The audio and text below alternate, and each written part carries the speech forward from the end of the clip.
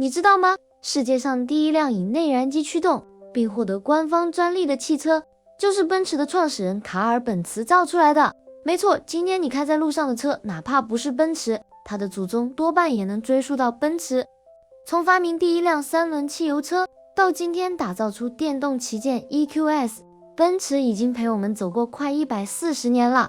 但这条路并不总是平顺，他曾被冷落，也曾走错并购路。他靠老婆撑起第一笔口碑，他造出过像火箭一样快的 S 级，也出过城市精灵 Smart， 甚至在电动车大战中硬刚特斯拉与比亚迪。今天我们就来说说奔驰的发展史。故事要从19世纪末说起，那时候德国的工程师卡尔本茨正在研究一种自走车。在那之前，人们的交通工具基本还是马车或者蒸汽机驱动的庞然大物，但卡尔本茨脑子里冒出的想法是，能不能用小巧的内燃机装在一辆3轮车上，让它自己跑起来。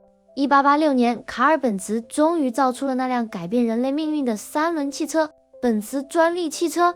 它看上去就像一辆3轮脚踏车，只是前面少了马，后面多了一台内燃机。这辆车最高时速大概16公里，比马快不了多少，但意义完全不一样，因为它宣告了一个全新时代。人类不再依赖马，而是依赖机器来出行。不过当时没人买账，大家觉得这玩意儿又吵又危险，还很贵，卡尔本茨差点破产。就在同一年，卡尔本茨在1886年1月29日正式申请并获得了这项汽车专利编号37435。这张专利如今被联合国教科文组织列为世界记忆遗产，象征着人类真正迈入了汽车时代。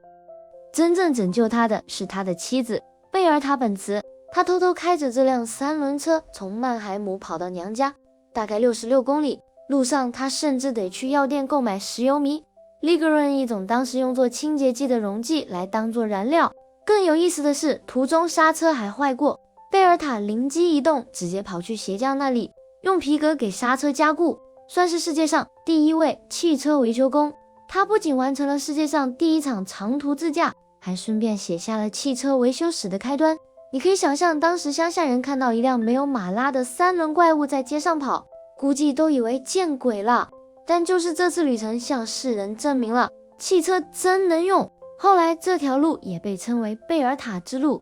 德国还立了纪念碑，贝尔塔的壮举让汽车被大众接受。但卡尔本茨的伟大不仅在于造出车，还在于他为这辆车申请了超过25项独立专利，从火花塞、化油器到加速器，几乎涵盖了内燃汽车的核心系统。他是一位真正的专利狂魔。不过本茨最初始终坚持3轮设计，他认为4轮车在当时的路况下转向和平衡更难解决，而另一边戴姆勒和迈巴赫则直接选择了4轮布局。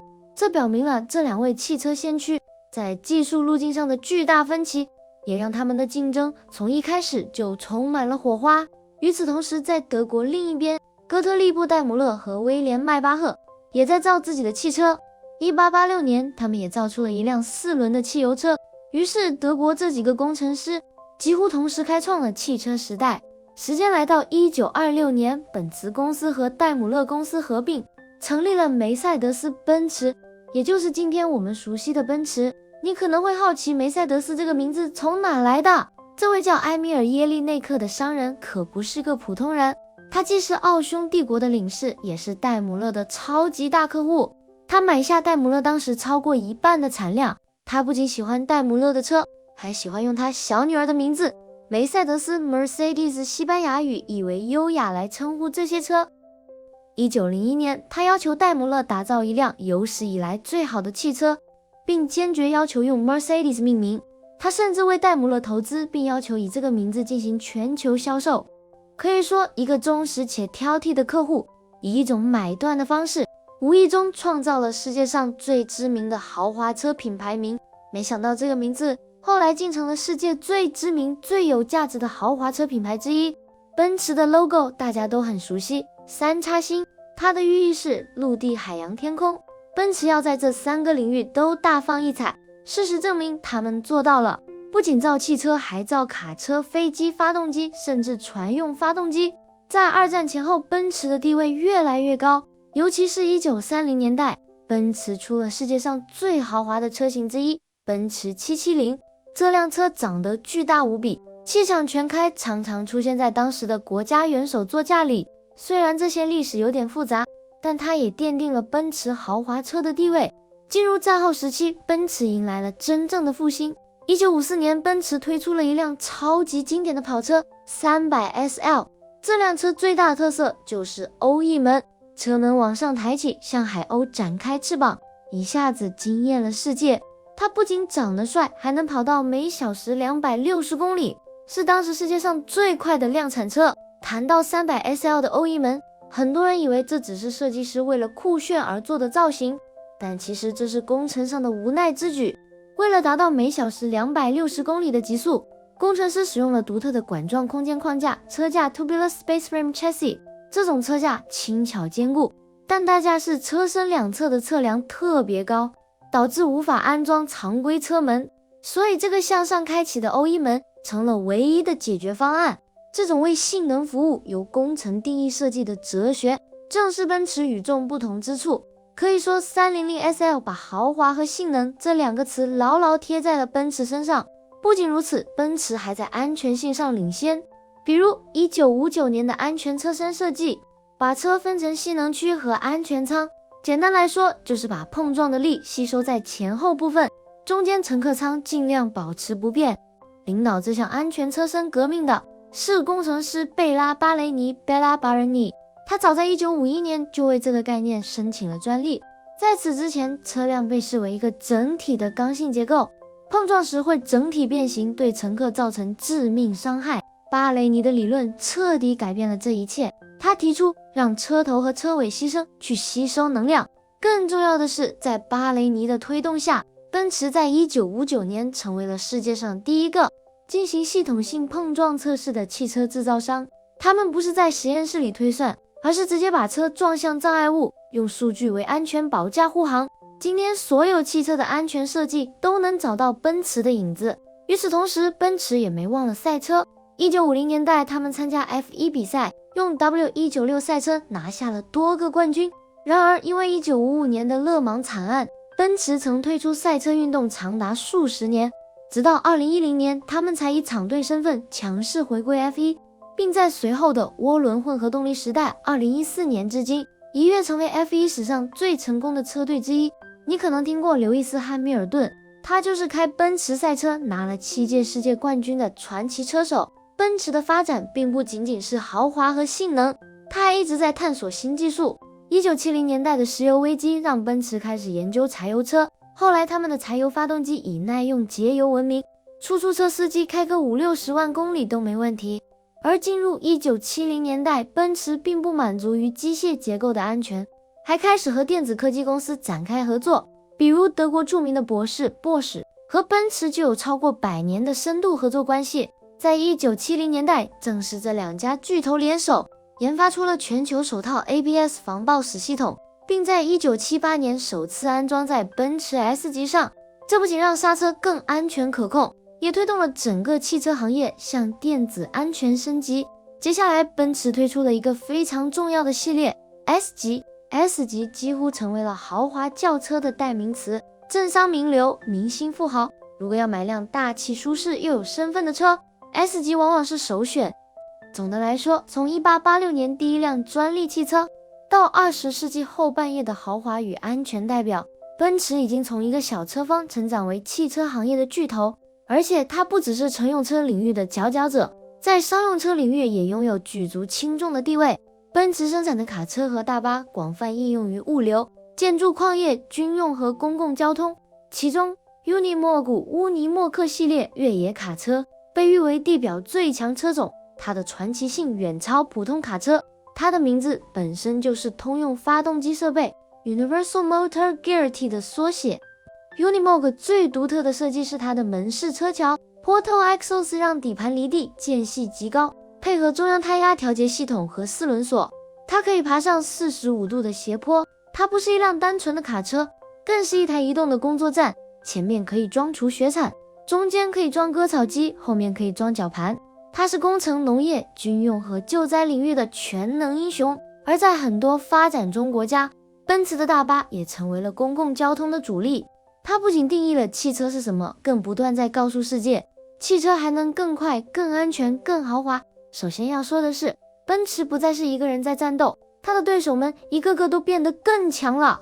最典型的就是德系豪华三强，奔驰、宝马、奥迪，三家几乎年年互相较劲，你出一辆新 S 级，我就出一辆新七系，它再来一个 A8。消费者笑了，因为选择更多了，但奔驰的压力也越来越大。2000年代，奔驰经历了一段高光与挑战并存的时期。一方面，它的豪华车销量继续全球领先， S 级依旧是各国政要的最爱，E 级、C 级成为商务人士和家庭用户的标配。奔驰的星辉标志在全球依然象征着尊贵与品质。另一方面，奔驰也犯过错误，比如在1998年，它收购了美国的克莱斯勒，成立了戴姆勒克莱斯勒公司。这次号称是世纪并购，虽然更像是收购，但结果文化差异太大，两家公司磨合失败，最后不得不分手。奔驰因此损失惨重，也让他意识到，光靠并购并不能轻易称霸全球。不过奔驰的底子很厚，很快又稳住了局面。其实奔驰早在1990年代就已经开始探索年轻化的可能性，比如他曾经推出一个非常前卫的子品牌 Smart， 这是奔驰与 Swatch 手表公司合作开发的微型车，目标是打造像手表一样时尚的城市小车。虽然 Smart 在全球销量起伏不定，但在欧洲城市街头却一度成为潮流符号，也展现了奔驰敢于跳出传统框架，尝试新领域的勇气。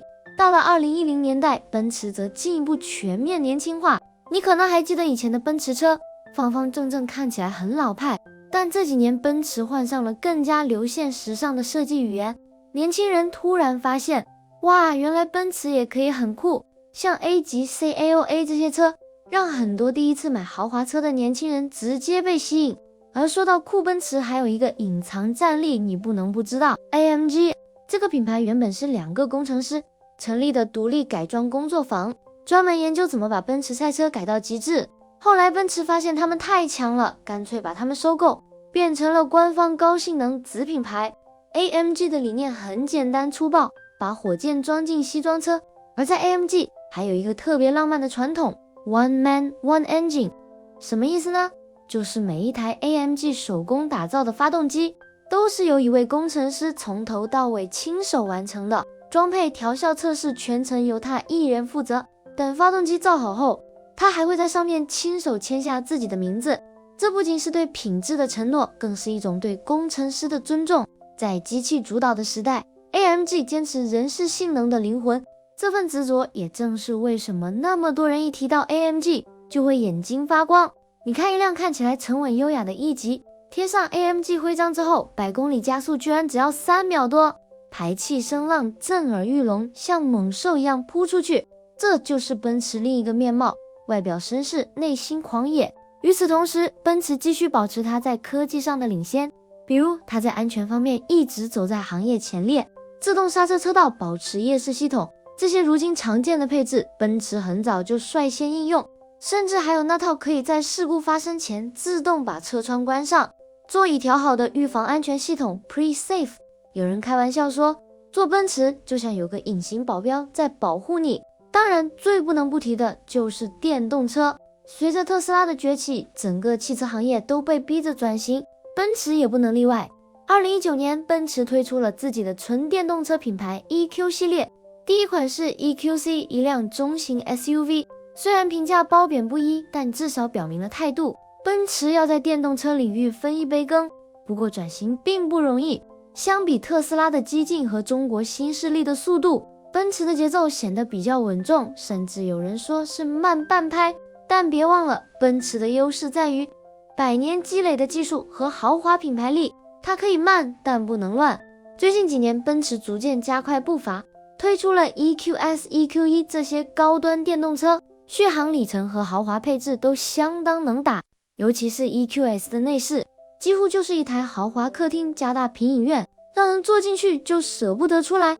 但奔驰并不满足于造一台有钱人开的电动车，他还想重新定义什么是高效出行。2022年，他们发布了一辆极限节能概念车 Vision EQXX，这台车一次充电能跑超过1000公里，电耗只有传统电动车的一半。整车大量采用可回收材料，甚至装了太阳能板，能在行驶时边跑边充电。它虽然还没量产，但已经成为奔驰对未来绿色豪华技术的宣言。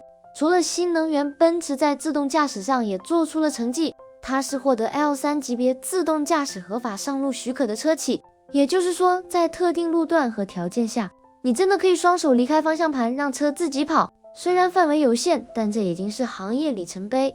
在市场方面，奔驰的全球格局依然强大。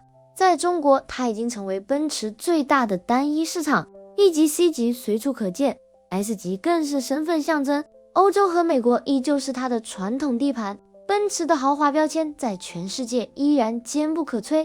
而在中国市场，奔驰也特别懂得入乡随俗。它的合资伙伴是北汽集团，不仅负责生产组装，还参与了本地化的产品设计。比如中国版本的 E 级会特别加长后排空间，专门为老板座后面这一使用场景做优化。而奔驰也和腾讯等本土科技公司合作，在车机系统上加入语音助手、地图导航娱乐系统，让中国消费者用起来更方便、更聪明。不过它也面临前所未有的挑战，一边是传统对手宝马、奥迪的紧逼，一边是特斯拉、比亚迪这些新能源新贵的冲击。消费者越来越关心环保和科技，而不仅仅是尊贵感。奔驰必须证明它不只是百年老字号，还能在新时代继续引领。而奔驰的回答是，它要成为科技豪华，不只是做电动车，而是做最豪华的电动车；不只是做自动驾驶，而是做最安全的自动驾驶。你可能会发现，奔驰的逻辑从来没变过，豪华、创新、安全，这是它的3大法宝。其实从过去到现在，奔驰都非常重视品牌哲学的传承。早期他们常用一句话来表达自己对品质的追求 ：Engineered like no other car in the world， 没有任何一辆车能与之比肩。到了近年，奔驰则更直接地喊出一句标语 ：Best or nothing， 非最好即无误。这不仅是一句广告语，更是他们对自己产品工程与品牌的极高要求。也正因为如此，奔驰才能在时代浪潮中不断进化，但从未妥协。所以下次当你在路上看到那颗闪亮的3叉星，不妨想一想，那不仅是一辆车的标志，而是整个汽车文明的起点。好啦，这就是这期视频的全部内容啦。如果你喜欢这样的故事，别忘了按赞、订阅、开启小铃铛哦，这是我继续做更多好内容的动力。我们下期视频见。